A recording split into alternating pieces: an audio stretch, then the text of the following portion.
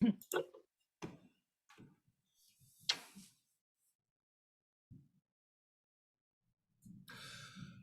morning to those of you for whom it is morning, good afternoon for those for whom it is afternoon, and good evening to those of you for whom it is evening. I'm Gavin Drake, Communications Director for the Anglican Communion, and thank you for joining us for this press briefing. You will have had the annoying woman pop up. That's not my words, that's the Archbishop of Canterbury's words, for those of you who were at the Primate's press conference earlier last year. To say that the meeting is being recorded. It is a press conference, and our colleagues in New Zealand have requested a recording so that they don't have to get up at 3:30 in the morning. So we'll share the recording with those, and if other journalists request a copy, we'll do that too. By way of explanation, we have on line on the panel Archbishop Paul Kwong, the chair of the ACC. He's joining us from Hong Kong. We have Canon Maggie Swinson, the vice chair of the ACC. That's the lay chair, not Reverend Canon. Sorry. Let's start again. Yes, lay canon, not lay chair. She's the lay canon, not the Reverend Canon, Maggie Swinson, who's the vice chair of the ACC. She's joining us from Liverpool, Eurovision City. And Bishop Anthony Poggo, the Secretary General of the Anglican Communion, is joining us from Juba in South Sudan. He's there preparing for the very important upcoming visit of Archbishop Canterbury, Pope Francis, and the moderator of the Church of Scotland, Ian Greenshields. I'm going to ask the three panelists to start with some opening comments, and then I will take some questions. I'm just admitting another journalist. Just wait for her to arrive. Welcome, Vanya. I've just introduced the panel, and I'm going to ask the panelists to speak in the order of the chair, the vice chair, and then the Secretary General, and then we will, after that, take questions. If you have any questions about the technical aspects of the ACC in terms of media facilities and so on, please stay on at the end, because it's late in Hong Kong and because Bishop Anthony is joining from Juba, where the internet connection is a bit ropey. I want to concentrate on their part of the press conference. Then the panelists can leave, and then we can talk logistics and administration with you after that. So Archbishop Paul, would you like to make your opening comments, please?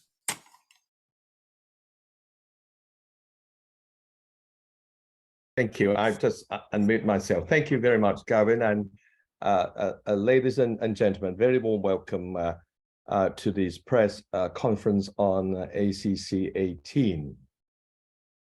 My term as chair of the Anglican Consultative Council ends in ACC-18, and it has been a joy and an honor to serve in that role over the last 7 years. Being one of the four instruments of unity for the Anglican Communion, ACC not only brings the 42 member churches together as a big family, but also encourages and enables them to grow in mission in their own context. All mission is done in a particular context.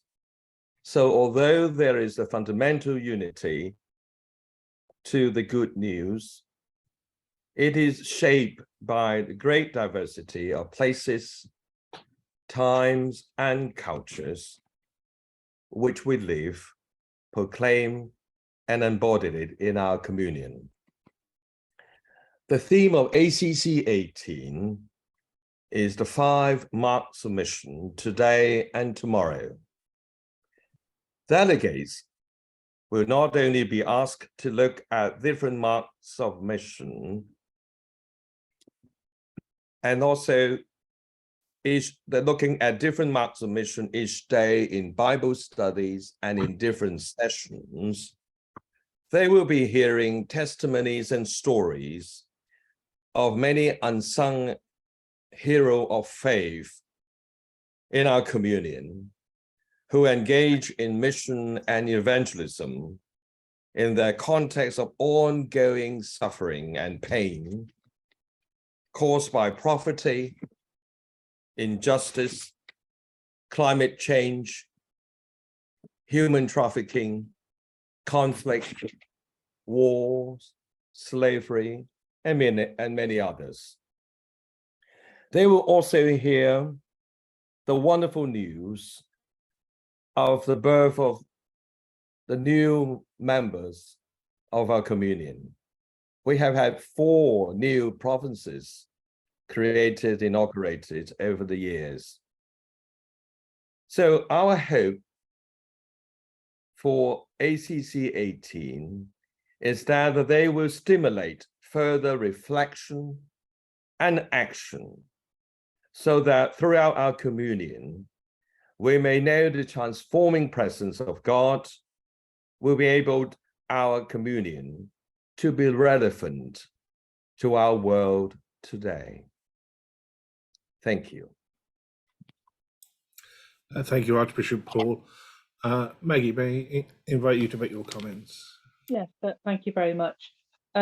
Like Archbishop Paul, my term of office as Vice Chair finishes at this ACC meeting. And like Paul, it has been a great joy and a privilege to serve the communion as Vice Chair.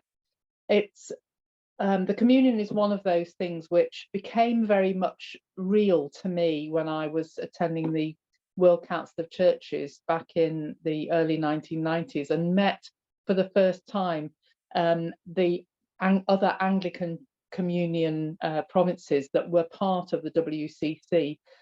And it has been one of the great joys of my time to be part of those visits to all those new provinces and to meet people who are serving the kingdom in their local locations, to talk to provinces that are really scratching where the people, the communities they serve are itching. It causes no end of hilarity where I work that I go to visit places and I come back and I haven't seen any of the sights that you're supposed to see when you go there as a tourist. But I've seen the reality of places, which has been a really great honour and a privilege.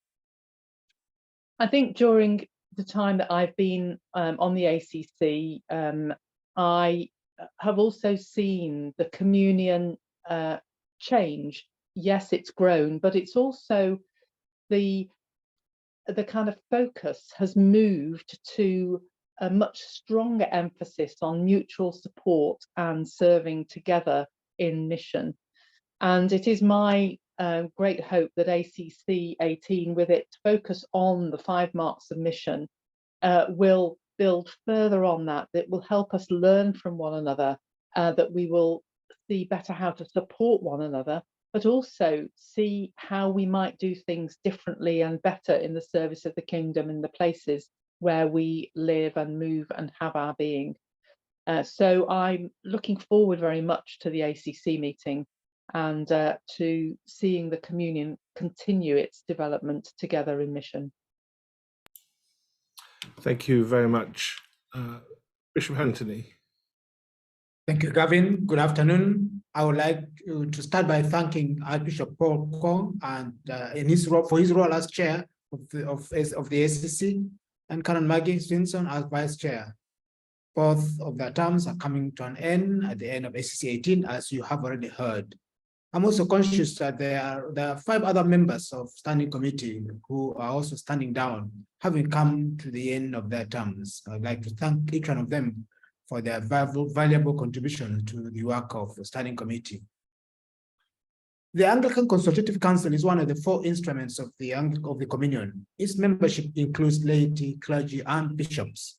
The members are drawn from all the 42 provinces. The primates are represented by 1 primate per region. The ACC is not an international synod of the Anglican Communion, but it is a consultative council in the sense that it isn't a parliamentary style executive body making decisions that bind the Anglican Communion. However, there is also a resonance with the word synod in the sense that synodality means joining together and is used to describe a process of discernment. What this means in practice is the collaborative coming together of Anglicans from wider contexts and cultures to discern what God is saying to the Anglican Communion as a part of his church.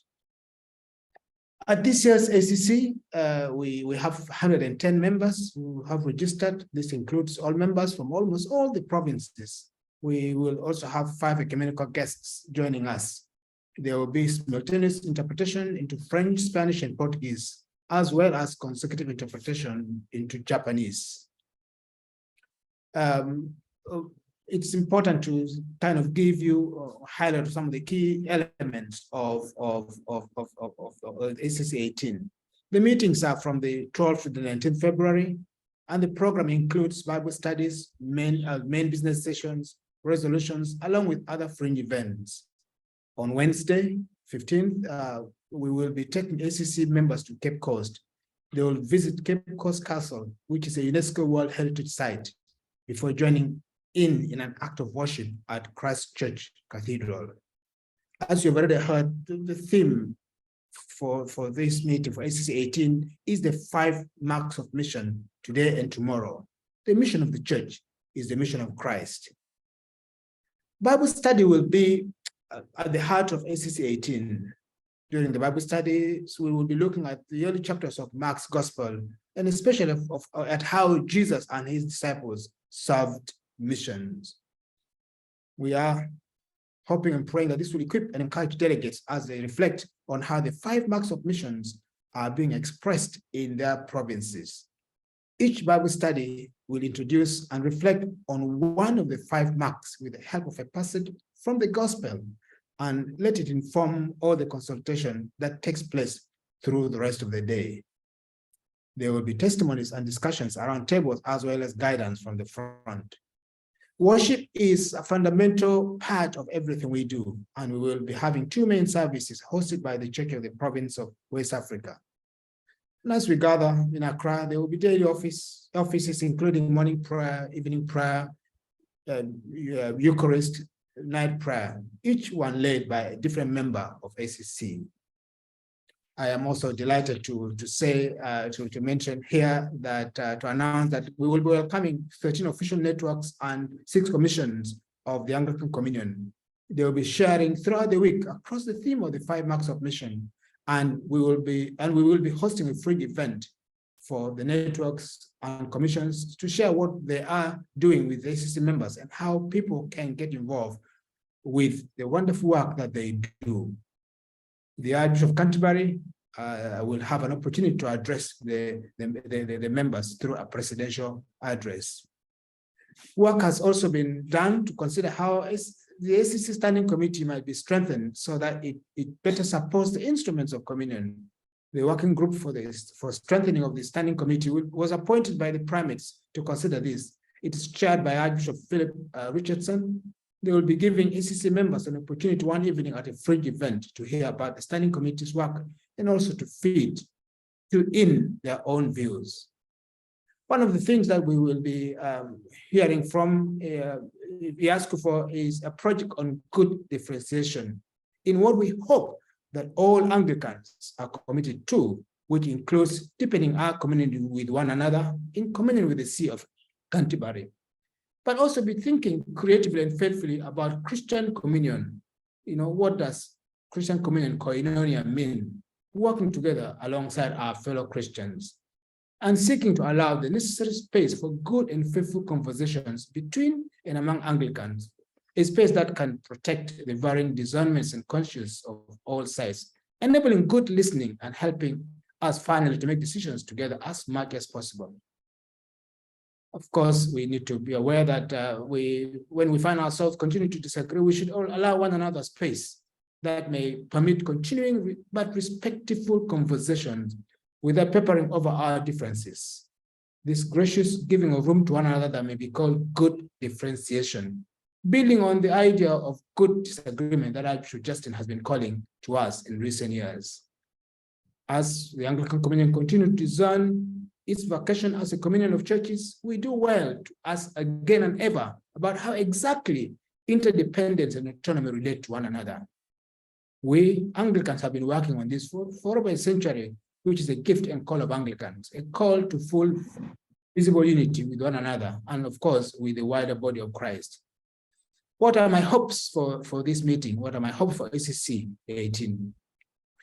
ACC, as you've already heard, will be focusing on the 5 marks of mission. My hope and prayer is that we consult on how these marks of mission are implemented in various provinces and contexts. We will learn from each other, find encouragement, and also challenge each other to do more. We hope that as a result of this gathering, we will revitalize the 5 marks of mission. On a practical level, we will be electing a new chair, vice chair, and a new standing committee. As this comes at the start of my role as Secretary General, I believe that the new group will provide the necessary guidance to the Anglican Communion Office as we envision and implement the ACO strategy so as to effectively serve the 4 instruments of communion. This will include facilitating the work of the different commissions and networks as we work collaboratively across the Anglican Communion. Thank you. Thank you, Bishop Anthony. So you've heard the opening remarks. We're now going to take questions. I can see that you're all a friendly bunch in this press conference, so we'll try and do this as informally as possible. But in order to try and retain some order, if you could raise a hand if you wish to ask a question, and then I will call you. I know who you all are and where you're from, but for the benefit of the panelists, before you ask your question, if you could identify yourself and your publication, that would be very helpful.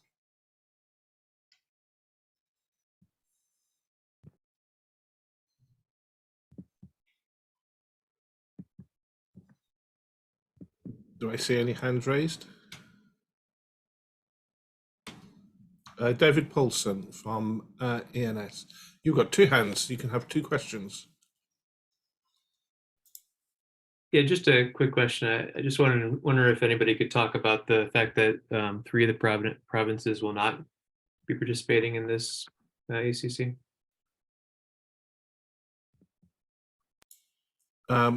Archbishop Paul, I think, is the chair. Do you want to take that one, and then we'll ask Maggie and Bishop Anthony.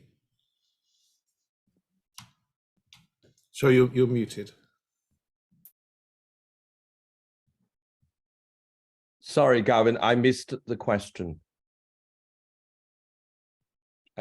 There was a request to comment on the 3 absent provinces.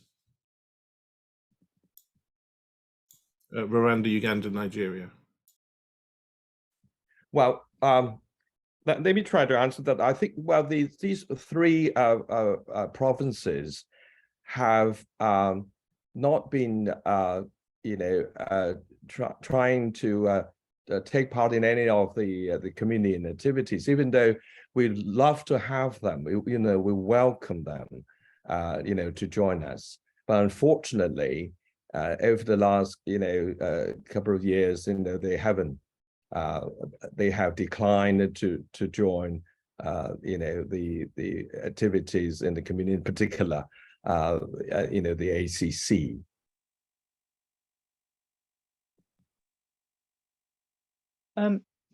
Shall I make a comment? My very first ACC meeting, there was a presence from at least some of those countries, and we missed that presence, and we would very much welcome their members to be appointed and to attend. The problem we've got, we can't force people to come and join with us, but they will have, and they do have, things that we can learn from, and we are the poorer for their absence. Yeah, I'd like to add a little bit to what I've just said. And I remember the last ACC-17 took place in Hong Kong. Before that, we knew that there is no representation from these three provinces, in particular Nigeria. So I personally make a special trip to Nigeria to meet the primate, the former primate of Nigeria, inviting him to send delegates to attend ACC-17, in which he said he would consider. He said he would, and he would go back to talk to the bishops and consider my request, my invitation. But unfortunately,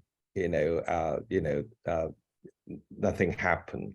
So I must admit, I was very disappointed. But I want to tell you, everyone in the ACC loves to have them to come. We welcome them. We wait to see them. Can I quickly add that I think from our side as the ACO, we do what we can to keep them in the loop with invitations and everything else, because we indeed long to have them join many of the meetings of the instruments of the communion. So from our side, we are looking really forward to a time when they will be able to join us. These provinces are indeed a valued member of the Anglican Communion family. So we do hope that indeed there will be a time when they will be able to join us. Before I take Andrew Carey's question, I just want to add that it's important to stress that these three provinces are not absenting themselves from the Anglican Communion. They're absenting themselves from the instruments of communion, and they're very active and engaged in other activities within the Anglican Communion, not least through CAPA, the Council of Anglican Provinces in Africa, in which they play a very full and valuable part. So it's important to stress that they're not departing from the communion, they're departing from the instruments, and that may seem a minor clarification, but it's important, I think, to stress that. Andrew, happy to take your question, please.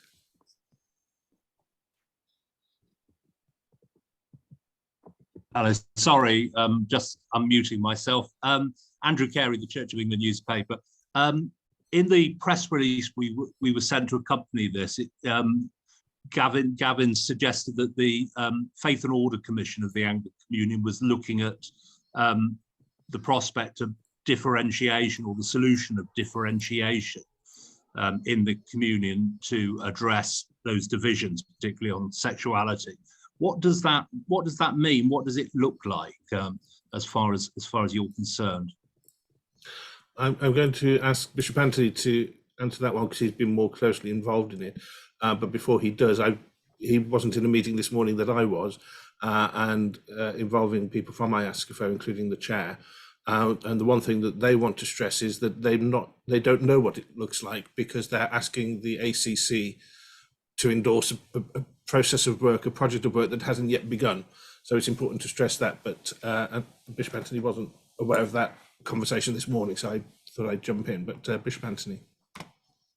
Well, I think it's really what I said earlier, in that we are open to seek, and all avenues for necessary space for good and faithful conversations, regardless of our views on various issues within the communion. When IASCFO met in December, I did ask them to consider taking forward some of this work, and so this is an initial process of actually having this conversation. First, initially with ACC as one of the instruments, and then of course we're looking at other instruments as well. So, like Gavin said, I think what we are saying here is, yes, it's important to begin to think of a project like the good differentiation. What it will look like, it's hard at this point to say what it is, but I think we are determined that we do something rather than sitting and doing nothing. Does Archbishop Paul or Maggie have anything they want to add to that question? I don't, no. I don't either. Thank you. Michael, firstly, we look forward to seeing you in Accra in a couple of weeks. Mark Michael, the Living Church. Two questions, if I may, Gavin. The first one is, I think I'm correct that this is the first communion-wide gathering to be held in the province of West Africa, and I'm wondering about the significance of this for the province, and particularly if you want to comment a little bit on what will happen down in Cape Coast and the service in the cathedral there. I think Bishop Anthony, I may come to you. Yes, to the best of my knowledge, yes, this is the first time that we are having a gathering of this level in the province of West Africa. Sometimes they like describing themselves as a province. It's one of the provinces that covers very many countries within West Africa, which include, Liberia, Cameroon, and of course Ghana itself. Ghana has more provinces, more dioceses than any of the other countries. So yes, this is the first time that we will be hosted by that province. In terms of what will be the Cape host, as I said earlier in my opening remarks, it's one of those important sites, World Heritage sites, again, which is linked to the history of slavery, and I think it's important that we actually go have some reflection, pilgrimage as we go to that particular part of West Africa. There will be also time for prayer at the cathedral. We are continuing to have consultations with the province on the exact nature of the prayer or worship that we would have at the cathedral. At this stage, we haven't found that out, but yes, there will be some act of worship at the cathedral. I'm going to ask Archbishop Paul to comment next, because he, of course, has chaired the last ACC, and it's also Hong Kong chaired the previous one, so he can say what impact it has on a province.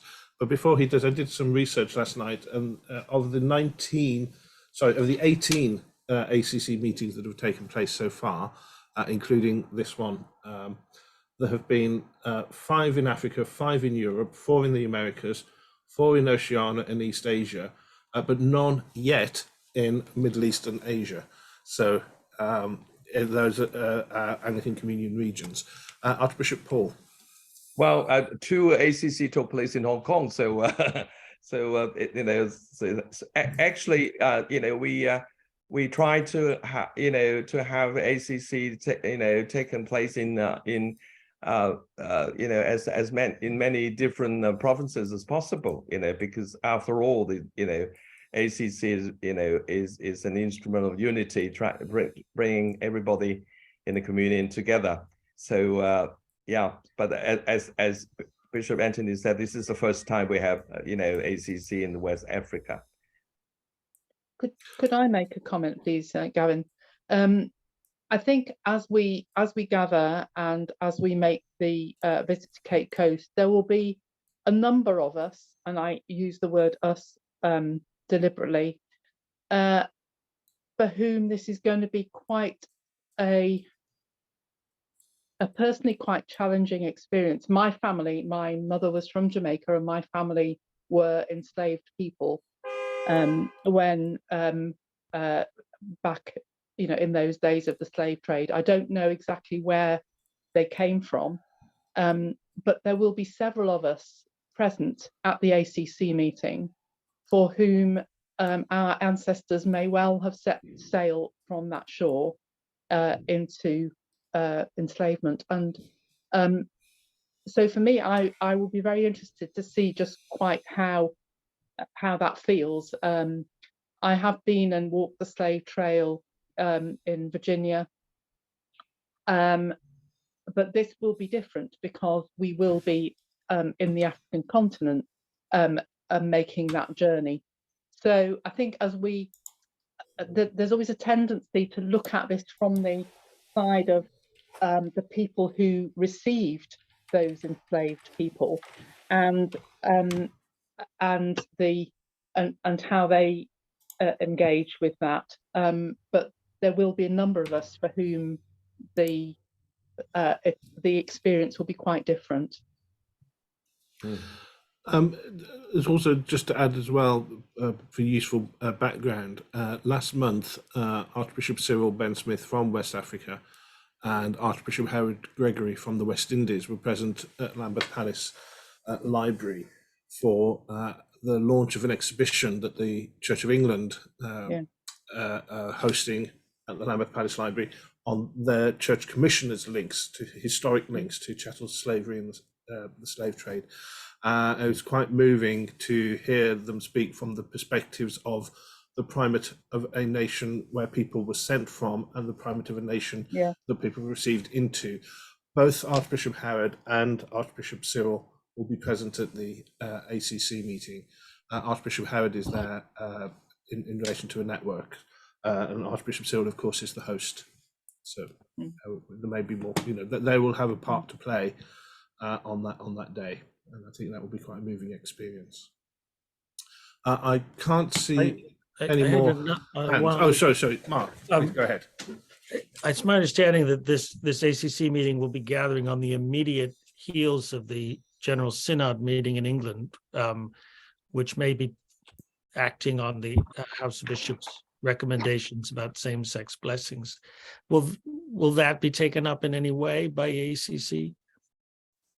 Bishop Anthony, do you want to come in there? Well, the Church of England is one of the 42 provinces of the Anglican Communion. They are making a decision as a province. We are the ACC meeting gathering a constitution of the Anglican Consultative Council. We would not be discussing the individual matters that come from a particular province, because at the moment it's not on the agenda of ACC. Having said that, there will be an opportunity of a fringe event that the Archbishop of Canterbury would have for those who may have questions, but it will be a fringe event who may have questions on the General Synod of the Church of England. I think it's fair to say that the ACC generally tries not to debate what individual provinces do. I know historically there have been some key moments when it has done that, not least with Americas after the Drummondine primates meeting, but it generally talks about the communion as a whole, and I think that while England is in a different place in the communion to other provinces in some aspects, we have to treat it as a province of the communion. We'll see how that comes up. But the issue around that is, of course, what the I ask for proposal is about. Does that answer you, Mark? Yes, thank you. Okay, thank you. I'm looking for more hands.